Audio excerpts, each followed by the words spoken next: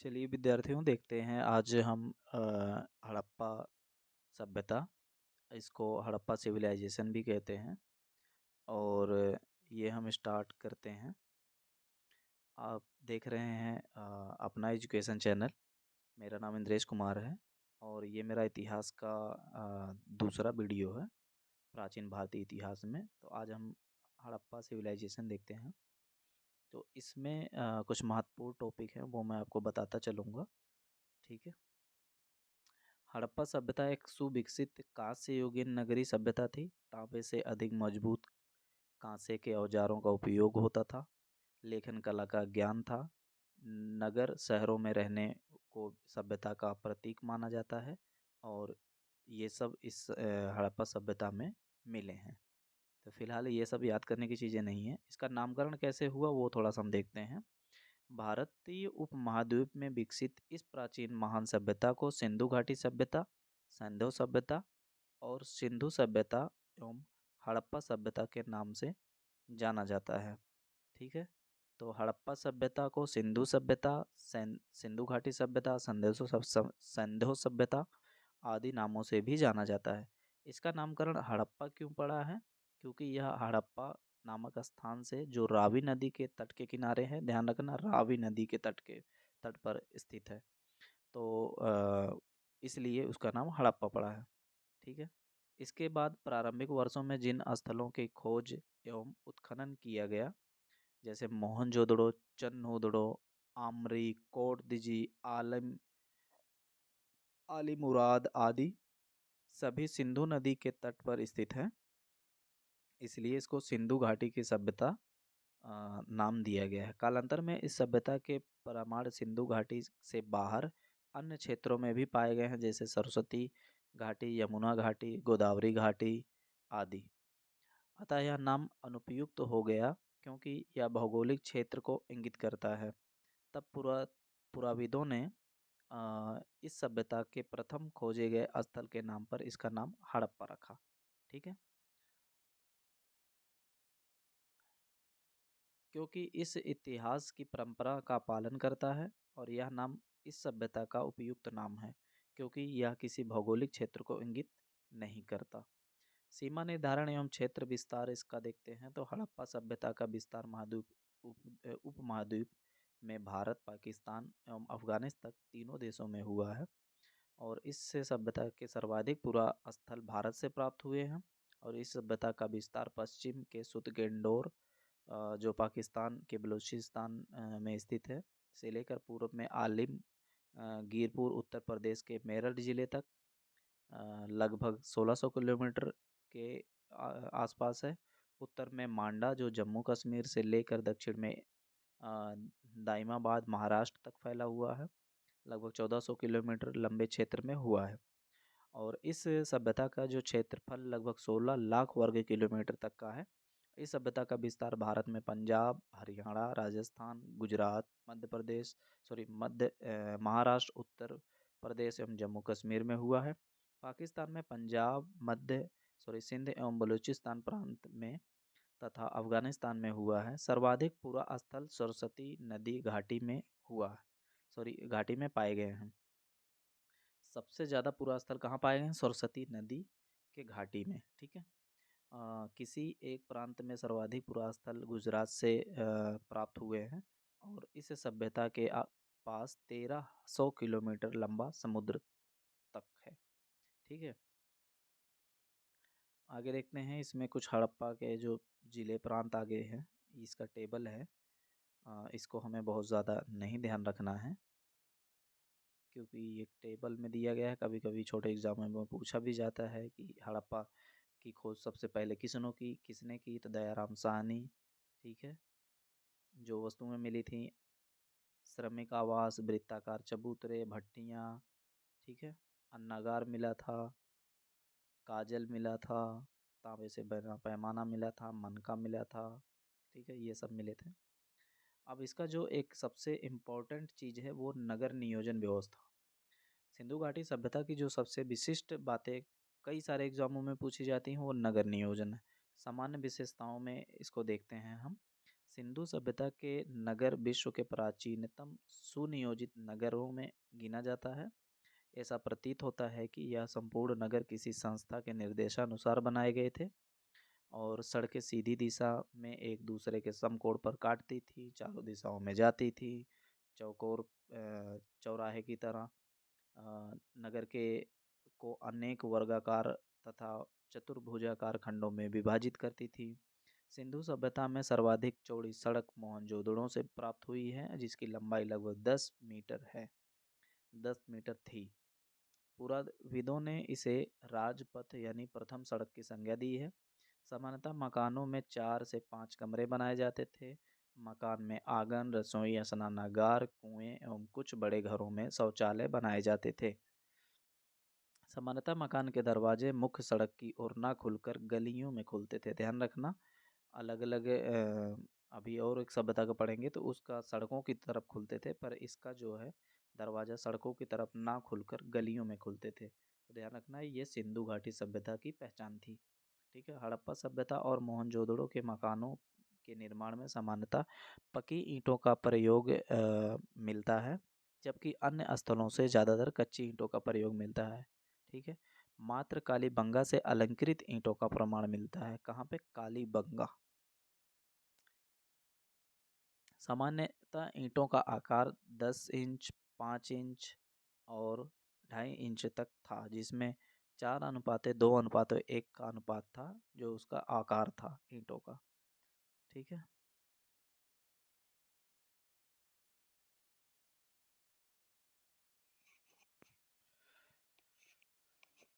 प्रमुख नगरों की विशेषताएं देखते हैं तो हड़प्पा नगर 2 खंडों में विभक्त था। पश्चिम में दुर्ग क्षेत्र थे और पूर्व में निचला नगर था। दुर्ग क्षेत्र से बाहर उत्तर में एक टीले के उत्खनन से कुछ महत्वपूर्ण अवशेष प्राप्त हुए थे, जैसे मजदूरों को रहने के लिए श्रमिक बस्ती। कुल 15 मकान प्राप्त हुए हैं। इसी के पास में 16 भट्टियां प्राप्त हुई हैं, जिसमें कोयले और कांडे की राख मिली है। पुराविदों ने इसे तांबे गलाने का कारखाना माना है। यहीं से पक्की ईंटों से निर्मित 18 वृत्ताकार चबूतरे मिले हैं, जिसके मध्य में एक गड्ढे में गेहूं और जौ के राख के साक्ष्य मिले हैं। मोहनजोदड़ो देखते हैं। का दो नगर मोहनजोदड़ो का नगर 2 खंडों में विभक्त था। पश्चिम में दुर्ग क्षेत्र और पूर्व में निचला नगर। दुर्ग क्षेत्र के से अनेक सार्वजनिक इमारतें प्राप्त हुई हैं, जिसमें सबसे इम्पोर्टेंट और फेमस है विशाल स्नानागार। यह पक्की ईंटों से निर्मित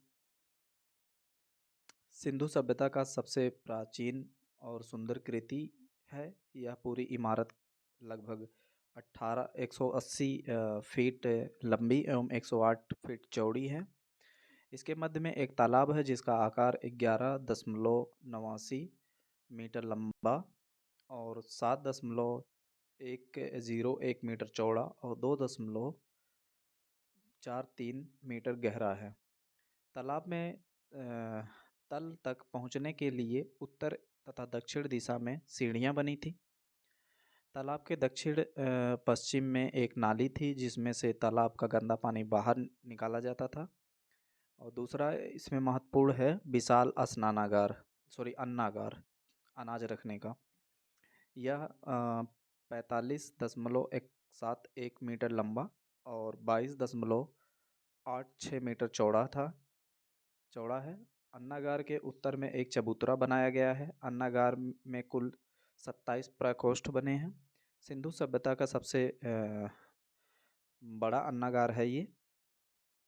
तीसरा है पुरोहित आवास। विशाल स्नानागार के पास से एक विशाल इमारत का प्रमाण मिला है, जो लगभग 70.1 मीटर लंबा और 23.77 मीटर चौड़ा। चन्नोदड़ों सामान्य नगर के अवशेष प्राप्त हुए हैं। इसमें है नंबर 1, वक्राकार ईंट का प्रमाण मिलता है और गुइया मनका बनाने का कारखाना प्राप्त हुआ है, तो ये चन्नोदड़ों से प्राप्त हुआ है। और वक्राकार ईंट जो प्राप्त हुई है वो भी चन्नोदड़ों से। लोथल के बारे में देखते हैं। इसे लघु हड़प्पा एवं लघु मोहनजोदड़ो कहा जाता है। लोथल नगर के पश्चिम में दुर्ग क्षेत्र एवं पूरब में निचला नगर था।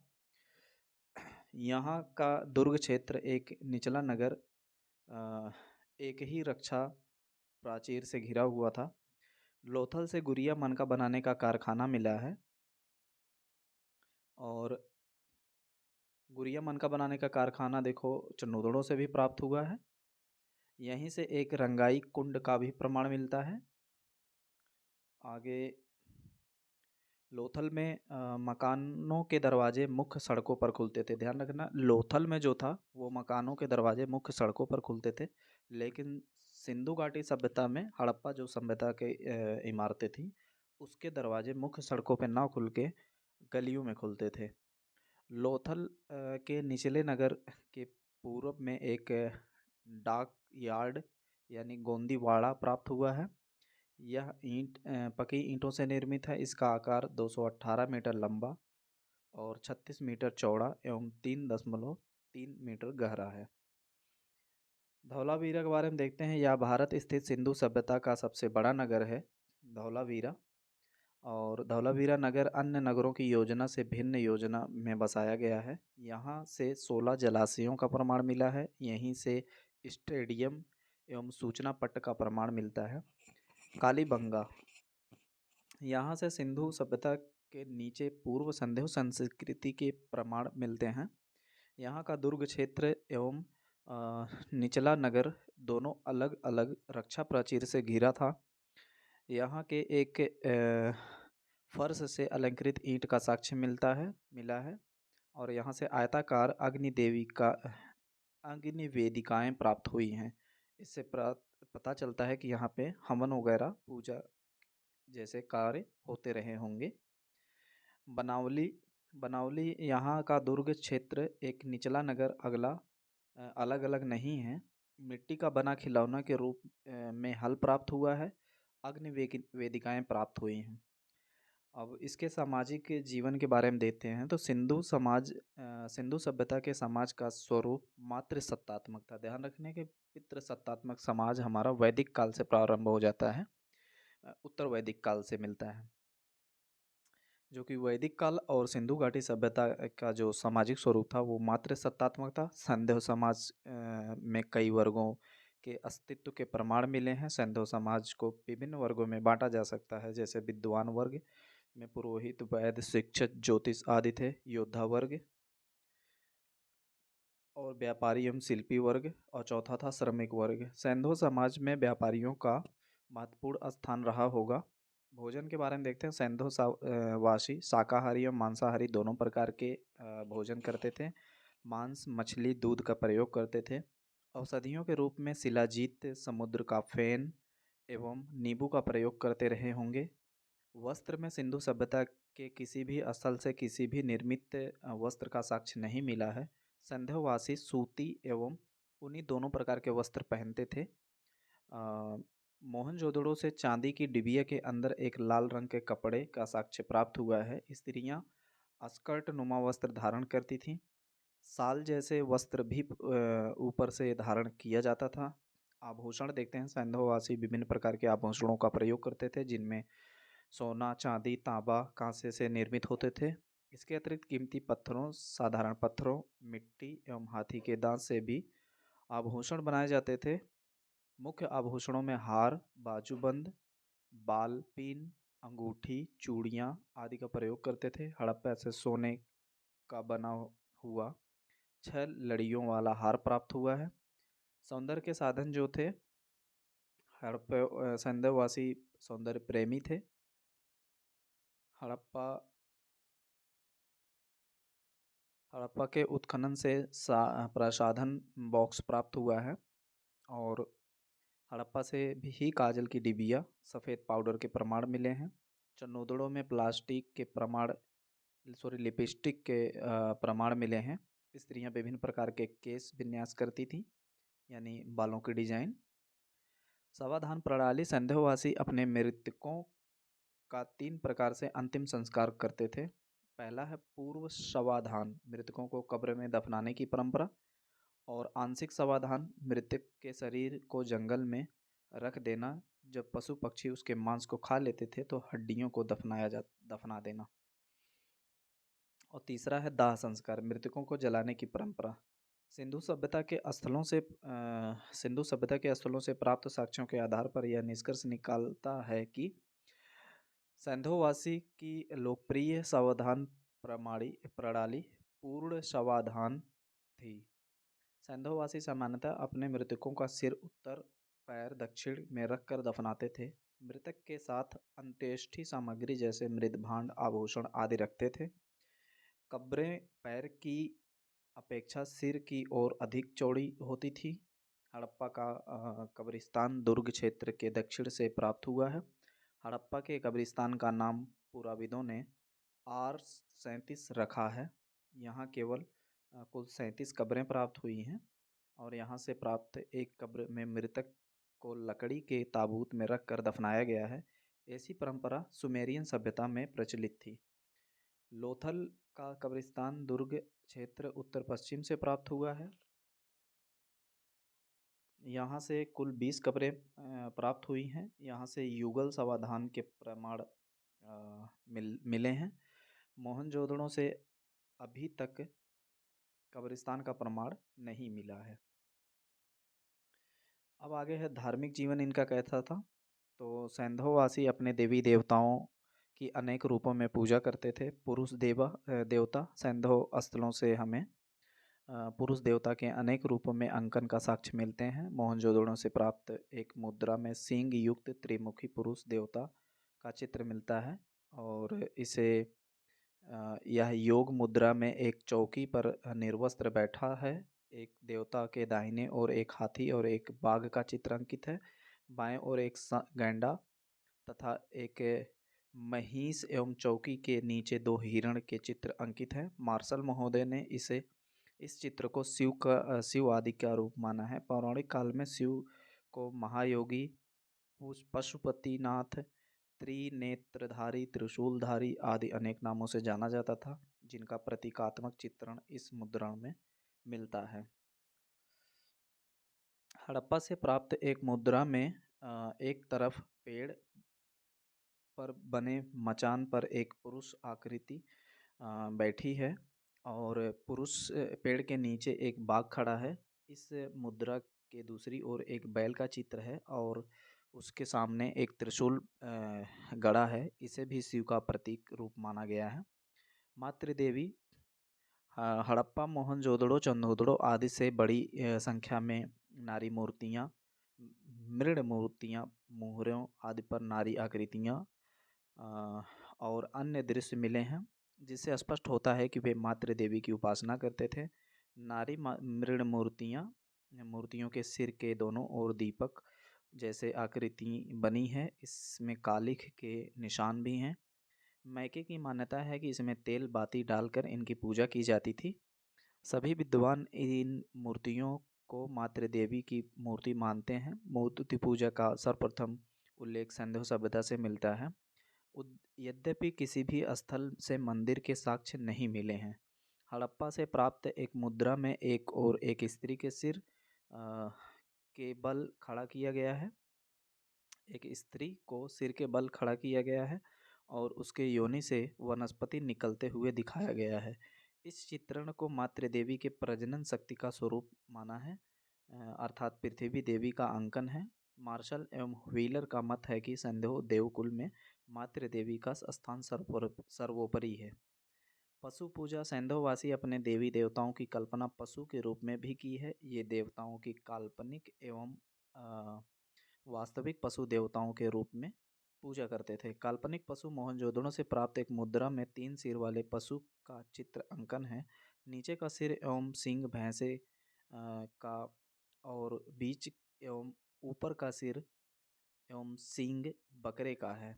मोहनजोदड़ो से प्राप्त एक अन्य मुद्रा में 3 बाघ के सिर शरीर को एक में जोड़कर जुड़ा हुआ दिखाया गया है। ये काल्पनिक पशु हो सकता है। यज्ञ, अग्नि पूजा एवं पशु बलि। सैंधववासी यज्ञ एवं अग्नि पूजा अग्नि की पूजा करते थे। अग्नि की पूजा करते थे, यज्ञों में पशु बलि दी जाती थी।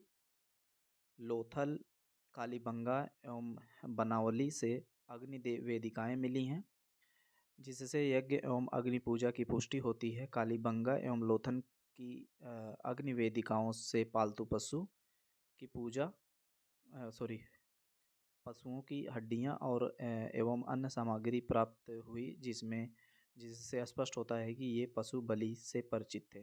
संधोवासी पुनर्जन्म में विश्वास करते थे। उसमें उनमें अंधविश्वास का प्रचलन था। जादू टोना आदि खूब प्रचलित थे, जिनमें जिनसे बचने के लिए झाड़ फूक एवं ताबीज बांधते थे। आर्थिक जीवन जीवन जो इनका था, संधव अर्थव्यवस्था, पशुपालक, सिंचित कृषि, अधिशेष उत्पादन, विभिन्न दस्तकारियों में दक्षता एवं समृद्ध आंतरिक और विदेशी व्यापार पर आधारित थी। पशुपालन, कृषि पर निर्भर होते हुए भी हड़प्पाई लोग बहुत सारे पशु पालते थे। इसमें प्रमुख रूप से भेड़, बकरी, गाय, बैल, भैंस, भैंसा प्रमुख है। सूअर पालतू एवं जंगली दोनों थे। कुत्ता पालतू पशु था। इसके कई नस्ल मिले हैं। सैंधोवासी ऊंट का भी पालन करते थे। हड़प्पा से गधे का साक्ष्य मिला है। घोड़े के संबंध में विद्वानों में मतभेद है। सुतकोटड़ा से अंतिम चरण से घोड़े की हड्डियां मिली हैं। कहा जा सकता है कि संधोवासी घोड़े से परिचित थे। संधोवासी जिन अन्य पशुओं से परिचित थे, उसमें हाथी, बाघ, हिरण, बारहसिंगा, रीछ, खरगोश, बंदर, बिल्ली, गैंडा, मेढ़ा आदि से परिचित थे। संधोवासी सिंह से परिचित नहीं थे। ध्यान रखना, संधोवासी सिंह से यानी शेर से परिचित नहीं थे।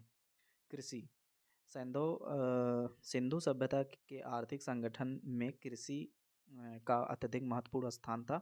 सिंधु और उसकी सहायक नदियों का क्षेत्र अत्यधिक उपजाऊ था। सिंधुवासी अपनी रबी की फसल की बुवाई अक्टूबर-नवंबर महीने में और कटाई मार्च-अप्रैल में करते थे। वासी कृषि उपकरण के रूप में हल, कुदाल, कुल्हाड़ी, हंसिया आदि का प्रयोग करते थे। बनावली से खिलौने के रूप में मिट्टी के हल प्राप्त हुआ है, और कालीबंगा से प्राक सैंधव अस्तर से जुते हुए खेत के निशान एवं एक ही खेत में दो फसल उगाने के प्रमाण मिलते हैं। सैंधववासी प्रमुख रूप से गेहूं, जौ, चावल, बाजरा, राई, सरसों, तिल, मटर एवं कपास आदि 9 फसलों का उत्पादन करते थे। बनौली से उत्तम किस्म के जौ के साक्ष्य मिले हैं। लोथल एवं रंगपुर से चावल के साक्ष्य मिले हैं। लेकिन ध्यान रखना, लोथल और रंगपुर 2 जगहों से चावल के साक्ष्य मिले हैं। गेहूं की 2 किस्में मिली हैं, जिसको ट्रीटिकम कंपैट कंपैक्टम बड़ा गेहूं, ट्रीटिकम कंपैक्टम, और ट्रीटिकम स्पीरोकोकम छोटे दाने का गेहूं। हड़प्पा एवं मोहनजोदड़ो से 6 धारियों वाला जौ के साक्ष्य मिले हैं। सैंधववासी विश्व में कपास के प्रथम उत्पादक थे, इसलिए यूनानियों ने इसे सिंडन नाम दिया, यानी सैंधववासियों की उपज, सिंडोन नाम रखा था। उद्योगों में देखते हैं तो सैंधववासी विभिन्न उद्योगों से परिचित थे।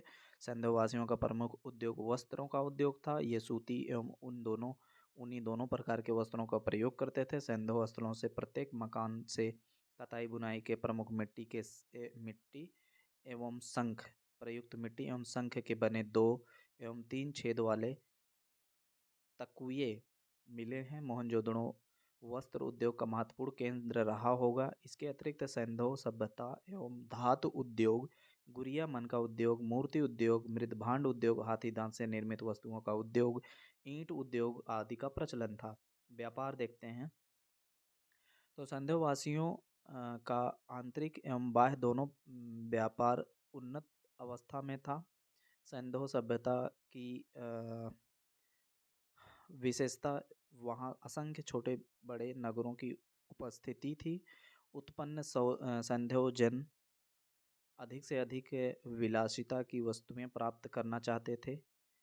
इस खोज में उन्होंने भारतीय उपमहाद्वीप में दूर दूर तक बस्तियां बसाईं एवं अफगानिस्तान, मध्य एशिया तथा पश्चिम एशिया के मध्य प्रगाढ़ संबंध बनाए, और हड़प्पा सभ्यता में उद्योग विकसित अवस्था में थे। लेकिन हड़प्पाई क्षेत्रों में हमें इन क्षेत्र उद्योगों के लिए कच्चा माल उपलब्ध नहीं था। अतः सिंधुवासी कच्चे माल की प्राप्ति हेतु दूर दराज के यात्राएं की और कच्चे माल की प्राप्ति व्यापार वाणिज्य कर्म का प्रथम सोपान है।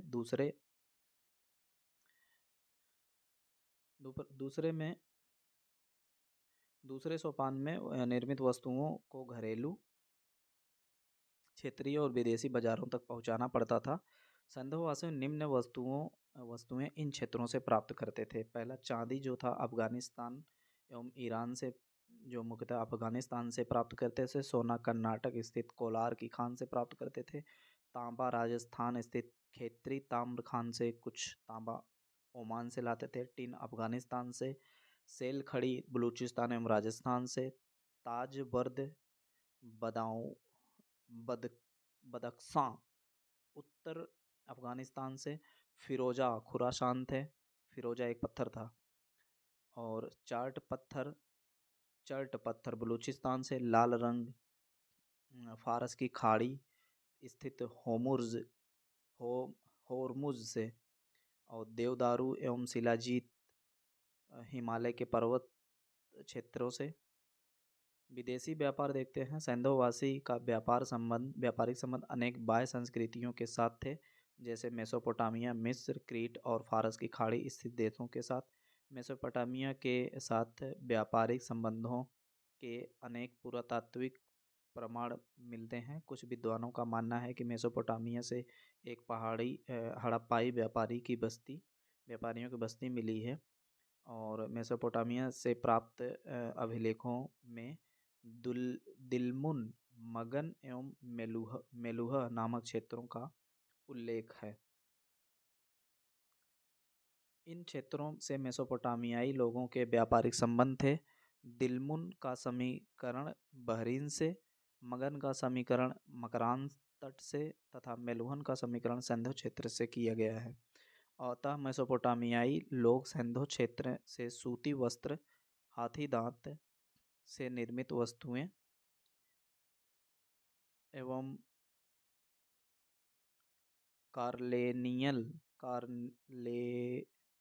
कार्नेलियन पत्थर के बने मनके आयात करते थे। हड़प्पाई मुद्राएं भी मेसोपोटामियाई क्षेत्रों से मिलती हैं। सिंधुवासियों का मिस्र, फारस की खाड़ी एवं क्रीट से भी व्यापारिक संबंध थे। यातायात में देखते हैं तो सिंधु काल में स्थल एवं जल दोनों मार्गों से व्यापार होता था। स्थल मार्ग के यातायात का मुख्य साधन ठोस पहिए वाली बैलगाड़ी, इसके अतिरिक्त भारवाहक पशुओं का भी यातायात के लिए प्रयोग किया जाता था। जल मार्ग से यातायात का मुख्य साधन नाव एवं जलपोत थे। सिंधु क्षेत्रों से वास्तविक नाव का साक्ष्य नहीं मिलता, लेकिन मोहनजोदड़ो से प्राप्त एक मृदभांड से नाव का चित्र मिलता है। लोथल से मिट्टी के बने नाव के 5 मॉडल मिले हैं। इसी तरह लोथल से डाक यार्ड का साक्ष्य मिला है। मापतौल में देखते हैं सिंधु सभ्यता में मापतौल का मानक रूप बहुत सारे मिलते हैं, जिसमें से बड़े बाट 16 के गुणक में मिलते हैं, जबकि छोटे बाट दून प्रणाली यानी दुगना प्रणाली पर आधारित है। सिंधु कला के बारे में देखते हैं तो मुद्राएं देखते हैं। सिंधुपुरा स्थलों के उत्खनन से अभी तक 2500 से अधिक मुद्राएं प्राप्त हुई हैं। ये मुद्राएं विभिन्न प्रकार के पत्थरों, कचीली मिट्टी एवं तांबे की बनी हुई। इसमें सर्वाधिक मुद्राएं सेल खड़ी पत्थर की बनी हैं। तांबे की मुद्राएं अल्प मात्रा में लोथल एवं देसलपुर से मिली हैं। मुद्राएं वर्गाकार, आयताकार, गोल एवं बेलनाकार बनाई जाती थी। इसमें सबसे लोकप्रिय वर्गाकार मुद्राएं थीं, जो सेल खड़ी पत्थर से बनी थीं। लोकप्रिय वर्गाकार मुद्राओं में 2.8 सेंटीमीटर के वर्ग में बनी थीं। लोथल से बटन जैसी गोल मुद्रा मिली है, जो फारस की खाड़ी में लोकप्रिय थी। सिंधु वासियों की कला का उत्कृष्ट प्रदर्शन उनकी मुद्राओं के चित्रांकन में मिलता है। सिंधु मुद्राओं पर पशुओं का चित्रांकन अत्यंत सुंदर है। चित्रांकनों में कुबड़ वाला बैल, बाघ, गैंडा, भैंसा के चित्र बहुत ही सुंदर एवं यथार्थ मतलब अच्छा से अच्छा दिखाई पड़ते हैं।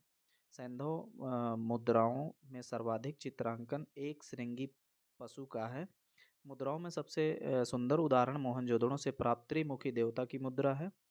गुड़िया एवं मनका देखते हैं, फिर मिला है मृदभांड मिले हैं, फिर मूर्तियाँ मिली हैं। मूर्तियाँ में 3 तरह की मूर्तियाँ हैं, धातु की मूर्तियाँ हैं और प्रस्तर की यानी पत्थर की मूर्तियाँ हैं, मृत मूर्तियाँ हैं जो मिट्टी के बर्तन मिट्टी के बनाए जाते थे, फिर उसको पकाया जाता था। फिर सैंधव लिपि जो है यह अधिकांश मुहरों पर अंकित है। सैंधव लिपि के सर्वाधिक साक्ष्य मोहनजोदड़ो से प्राप्त हुए हैं, जिसमें 400 से 250 अक्षर प्रयुक्त होते रहे होंगे। सैंधव लिपि मुख्य रूप से चित्रात्मक एवं भाव चित्रात्मक है और सर्वाधिक अंकन अंग्रेजी के यू चिन्ह का है और इसकी जो दिशा है वो दाएं से बाएं थी लिखने की। सैंधव अक्षरों से ब्रूस्टोफेदन लिपि के भी साक्ष्य मिले हैं जो दाएं से बाएं फिर बाएं से दाएं एवं दाएं से बाएं लिखा जाता था। हाल में कुछ विद्वानों ने कंप्यूटर द्वारा सैंधव लिपि पढ़ने का दावा किया है, लेकिन ये अभी तक कुछ स्पष्ट नहीं आगे कहा है उन्होंने। सिंधु सभ्यता में विज्ञान एवं तकनीकी, इसमें कृषि तकनीकी सबसे आगे थी। खेतों की जुताई के लिए हल का प्रयोग करते थे। बनावली से खिलौने के रूप में मिट्टी के हल प्राप्त हुए हैं। विश्व में सर्वप्रथम कपास के उत्पादन सिंधुवासियों ने किया था। इसमें रुई उत्पादन एवं उसके उपयोग का तकनीक जो था वो हड़प्पा सभ्यता की ही देन है। अब इसके पतन का कारण में हम देखते हैं तो इसके पतन के कारण में कुछ स्पष्ट नहीं है, कुछ सब विद्वानों का अलग अलग मत है। सिंधु सभ्यता बहुत ही विस्तृत क्षेत्र में फैली नगरीय सभ्यता थी। सिंधु सभ्यता के अलग अलग क्षेत्रों की अलग अलग भौगोलिक स्थिति थी, अतः भिन्न भिन्न भौगोलिक क्षेत्रों वाली इस सभ्यता का पतन किसी एक कारण से हो नितांत असंभव है। अतः सिंधु सभ्यता के अलग अलग क्षेत्रों के पतन के अलग अलग कारण रहे होंगे। पहला मत है बाढ़। इस मत के समर्थक विद्वानों में मार्शल मैके एवं आर राव हैं। मार्शल ने मोहनजोदड़ो, मैके ने चंदोदड़ो के विनाश का कारण बाढ़ बताया है। आर राव ने लोथल नगर के पतन का कारण भोगवा नदी की में आई बाढ़ को बताया है।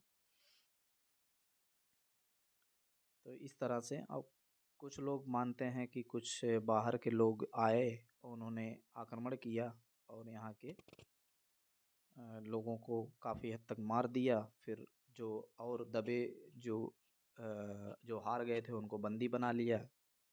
तो अनेक मत हैं।